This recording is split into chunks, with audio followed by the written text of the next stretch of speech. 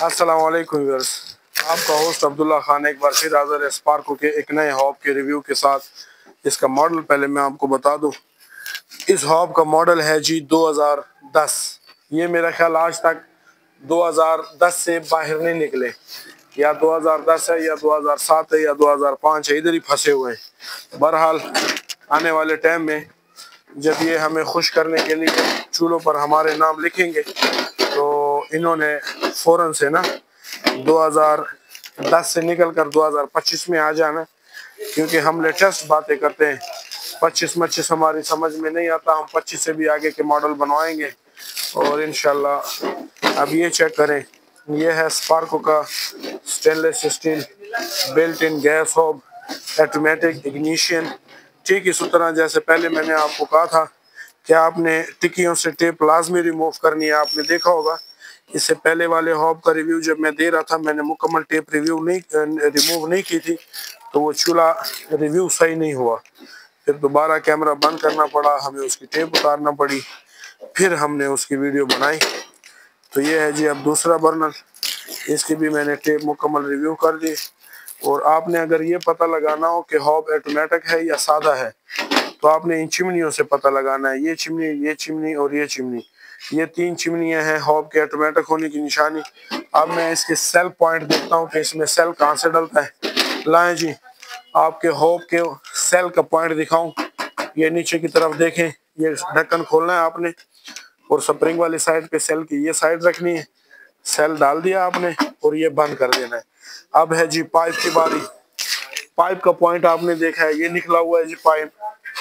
बहुत एहतियात के साथ आपने पाइप लगाना है। अगर पाइप सही ना लगा तो अंदर गैस जमा होती होती एक ब्लास्ट होता है जो हॉब को नुकसान पहुंचाता है।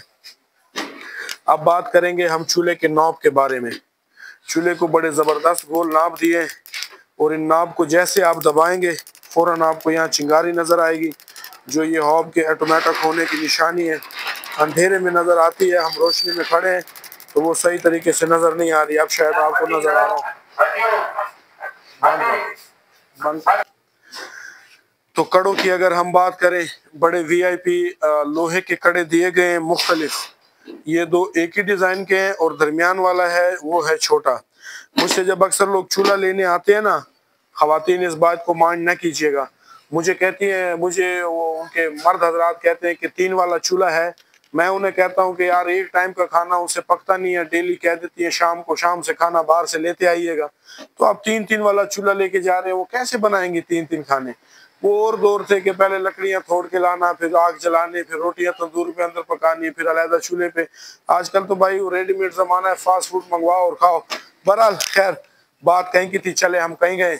अब मैं इसको आपको चेक करा के देता हूँ। इसका पहला ज़बरदस्त, दूसरा ज़बरदस्त, तीसरा ज़बरदस्त। ये था इस हॉब का रिव्यू।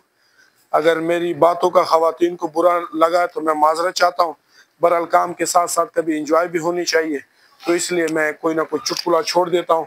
इसको कम करना है नीचे लाओ, इसको कम करना है नीचे लाओ, इसको कम करना है नीचे लाओ। अब ये बिल्कुल लो फ्लेम पे चल रहे हैं। सुई गैस का चूल्हा है, सिलेंडर पे चेक हो रहा है। फ्लेम अगर आपको पीली नज़र आ रही है तो आपने परेशान नहीं होना, क्योंकि सुई गैस का चूल्हा जब भी सिलेंडर पे चेक करते हैं तो सिलेंडर का प्रेशर होता है ज़्यादा, तो फ्लेम उसकी पीली हो जाती है। इस चीज़ को माइंड न कीजिए। इस चूल्हे के रिव्यू के साथ अपने मेज़बान अब्दुल्ला खान को इजाज़त दीजिए। अल्लाह हाफिज़।